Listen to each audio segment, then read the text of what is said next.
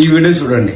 బైబిల్లో ఆది కాండలో మొదట ఆయన సృష్టి చేసిన విధానం మనం ఒకసారి చూస్తే, ఆది యందు దేవుడు ఏం చేశాట, భూమి ఆకాశాలను సృష్టి. ఆకాశం లేకుండా భూమి ఎలా వచ్చిందండి? అసలు స్పేసే లేదుట, భూమి వచ్చేసింది.